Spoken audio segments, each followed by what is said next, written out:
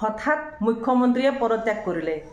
কাইলৈৰ পৰা গৌৰৱ গগৈ মুখ্যমন্ত্ৰী হ'ব অসমৰ ৰাইজৰ ভাগ্য নিৰ্ণয় কৰিলে অসমৰ ৰাইজৰ সপোন পূৰা হ'ল যি কথা ভাবি আছিলে যে নেক্সট ইয়াৰ মুখ্যমন্ত্ৰী হ'ব নেকি গৌৰৱ গগৈ আৰু এটা গৌৰৱ গগৈ কাইলৈৰ পৰা মুখ্যমন্ত্ৰী হ'ব গৈ আছে নমস্কাৰ সকলোকে মোৰ অন্যটি নতুন ভিডিঅ'লৈ আপোনালোকক স্বাগতম জনাইছোঁ আশা কৰোঁ আপোনালোক সকলোৱে ভালে আছে কিয় কৈছোঁ জানেনে অহা কাইলৈৰ পৰা গৌৰৱ গগৈ মুখ্যমন্ত্ৰী হ'ব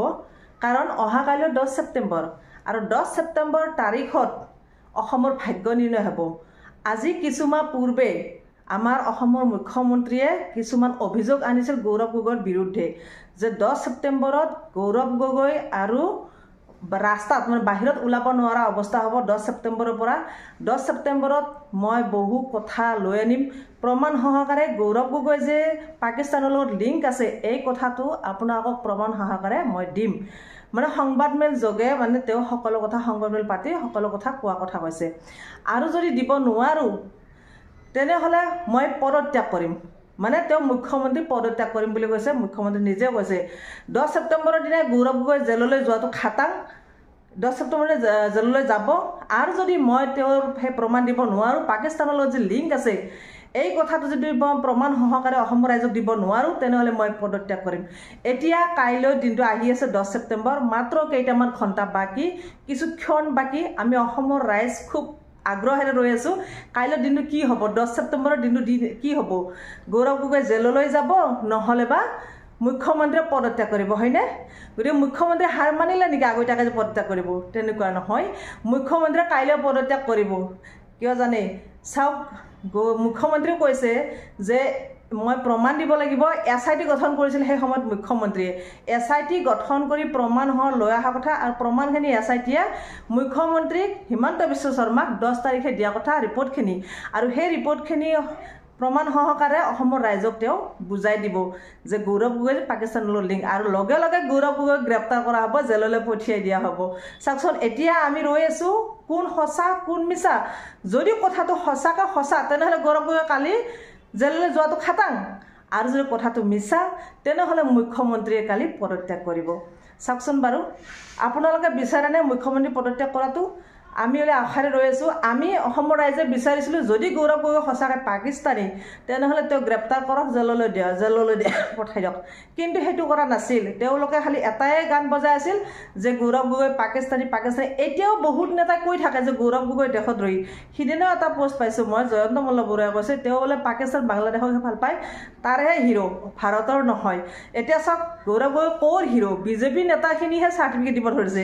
অসমৰ ৰাইজে যদি ভোট দি জয়যুক্ত কৰে অসমৰ ৰাইজৰ মনত গৌৰৱ গগৈ হিৰো বিজেপি নেতাখিনি মন্ত্ৰীখিনি মনত হিৰো হোৱাৰ প্ৰয়োজন নাই হয় নে নাই গতিকে চাওক এতিয়া কালিৰ দিনটো আমি অধীৰ আগ্ৰহেৰে ৰৈ আছো অপেক্ষাৰে ৰৈ আছো এতিয়া হিৰো কোন জিৰো কোন কালি প্ৰমাণ ওলাই যাব যদি সঁচাকৈ গৌৰৱ গগৈ হিৰো তেনেহলে কাইলৈ যদি অসম ভাৰতৰ বাবে গৌৰৱ গগৈ হিৰো তেনেহলে কাইলৈ মুখ্যমন্ত্ৰী পদত্যাগ কৰিব আৰু যদি ভাৰতৰ বাবে জিৰো তেনেহলে গৌৰৱ গগৈ জেললৈ যাব এতিয়া চাওক আমাৰ মুখ্যমন্ত্ৰী কিন্তু আগতে বহুতবাৰ কৈছে যে তেওঁ পদত্যাগ কৰিব বহুবাৰ কৈছে ইমান মিছলীয়া মুখ্যমন্ত্ৰীৰ প্ৰমাণ হৈ গৈছে আমাৰ মুখ্যমন্ত্ৰী যে ক্ষমতাশালী বা ক্ষমতাৰ লোভত থাকে তেওঁ যে শক্তিশালী নিজকে পাৱাৰফুল কয় তেওঁ মই নিজে বহুত পাৱাৰফুল মুখ্যমন্ত্ৰী তেওঁ নিজেই কয় পাৱাৰফুল দেখায় আৰু সেই পাৱাৰফুল কাৰণে তেওঁ বহুত কথাই মানে ক'ব বিচাৰে এতিয়া চাওক মুখ্যমন্ত্ৰী মিছলীয়া অসমৰ ৰাইজে জানে আগতো কেইবাবাৰো কৈছে যে মই পদত্যাগ কৰিম অইনটো যেনতেন যোৱাবাৰ ইলেকশ্যনৰ সময়ত মানে গৌৰৱ গগৈ যেতিয়া যোৰহাটৰ হৈ ইলেকশ্যন খেলিছিল আৰু তেতিয়াই পীযুষ হাজৰিকাই কৈছিল যদি গৌৰৱ গগৈ যোৰহাটত জিতে তেনেহলে মই লগে লগে পদত্যাগ কৰিম কিন্তু কৰিলে জানো বিজেপি নেতা মন্ত্ৰীসকলে মুখতহে কয় কিন্তু তেওঁলোকে একো কাম কৰিব নোৱাৰে তেওঁলোকে আচলতে কি জানে গৌৰৱ গগৈৰ বিৰোধীয়ে একোৱে ওলাব পৰা নাই গৌৰৱ গগৈৰ কোনো দাগ নাই কোনো কলংক নাই কোনো চেকে নাই আৰু সেইকাৰণে গৌৰৱ গগৈ পাকিস্তানৰ লগত লিংক থকা বুলি এটা মানে কথা উৱা বাতৰি দিছিল তেনেকুৱা লাগিছে কিন্তু গৌৰৱ গগৈ এতিয়া কৈ আছে যেটো ফ্লপ পৰহি সাংবাদিকসকলে সুধিছিলে গৌৰৱ গগৈ লগ পাই পিনে যে এনেকুৱা ধৰণে তো মুখ্যমন্ত্ৰী কৈ আছে কি কৰিব 10 ছেপ্টেম্বৰ আহিল তেতিয়া গৌৰৱ গগৈ কৈছে ফ্লপ ফ্লপ ফ্লপ এখন চিনেমা এই চিনেমাখনৰ অন্ত পৰিব এতিয়া অহা কাইলে এতিয়া ফ্লপে নে সঁচা কথাটো ওলাই পৰিব অহা কালি এতিয়া গৌৰৱ গগৈ কি হয় মুখ্যমন্ত্ৰী দুটা এটাতো হ'বই লাগিব মুখ্যমন্ত্ৰী কৈছিল 10 ছেপ্টেম্বৰত এটম বম ফুটিব মই আজি শুনিলোঁ অখিল গগৈৰ মুখেৰে যে 10 ছেপ্টেম্বৰৰ দিনা বোলে এটম বম ফুটিব